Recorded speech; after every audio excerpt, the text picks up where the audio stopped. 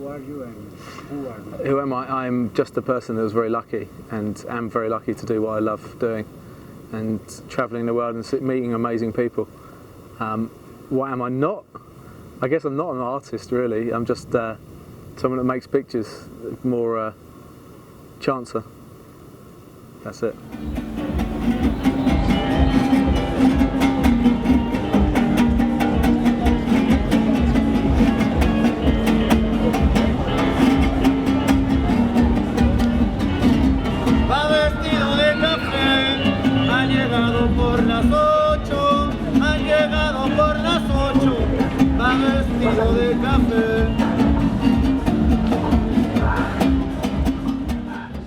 I guess my fascination with American culture came from Back to the Future.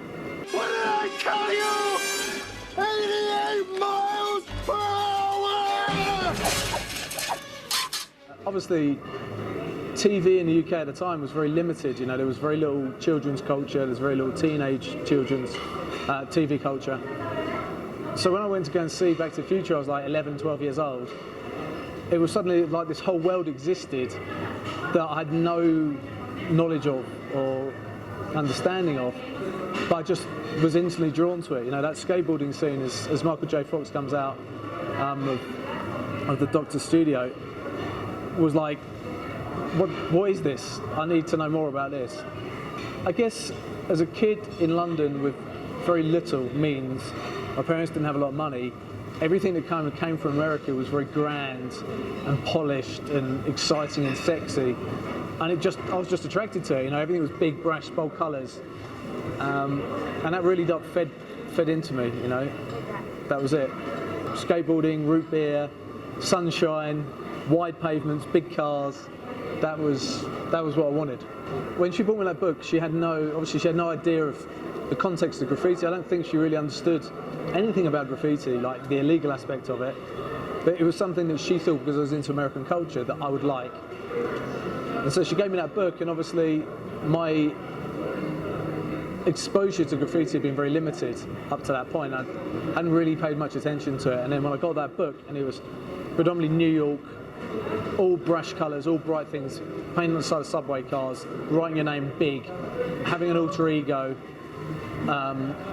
it just appealed to me. It was another part of American culture that I was just attracted to, and I didn't fully understand it, so I kind of tried to immerse myself into that, and that kind of went hand in hand with skateboarding. So a lot of the kids that I was skateboarding with had also started to be influenced by graffiti, and there was graffiti in London, so where we were skateboarding, that was already apparent what was going on there. So the two things kind of coexisted, and that was really it. She had no idea of what she did, but luckily she did.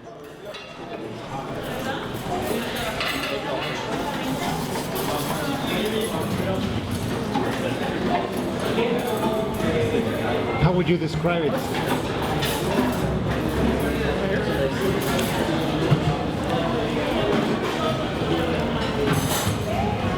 I'm not sure. It's not like anything I've ever eaten before.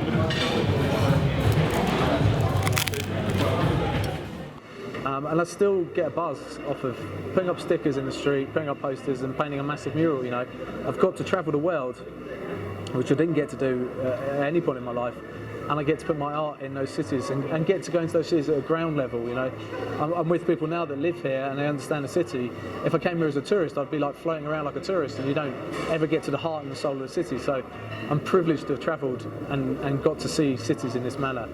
And that's inspiration. You know, coming here now is inspiration.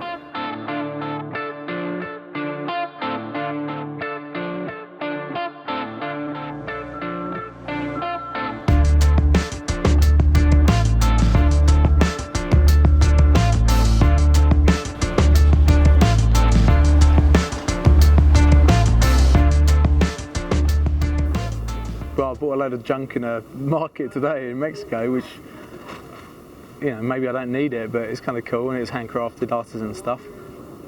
And I drink coffee, so I drink coffee, but I don't drink Starbucks. I drink, like, you know, here we've been trying to find like everyone that's making like good coffee, you know, bespoke coffee shops.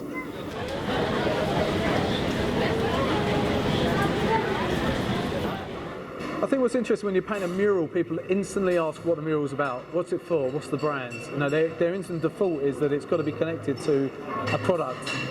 And I guess an artist is a product in a roundabout way, but to me, public art should be refreshing for the public. It's there for them to either love or hate.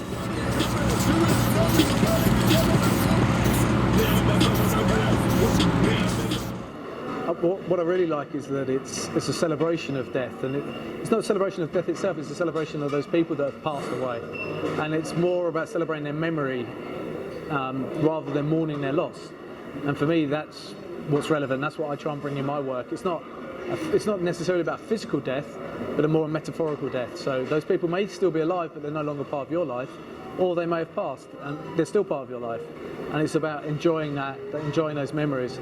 And that's what I really like about Mexican culture, is that it seems to be much more in tune with a celebration rather than a mourning. And obviously everybody mourns the loss of somebody, but at the same time you should celebrate the impact they've had in your life and on your life, and remember them for that, as opposed to, as hard as it may seem, as mourning the lack of their existence in your life.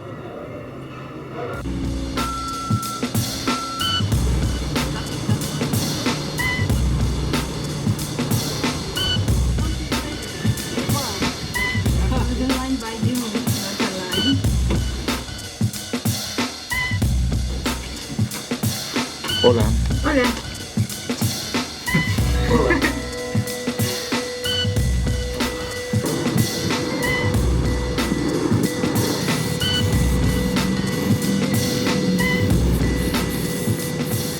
If I had an army of 15 people,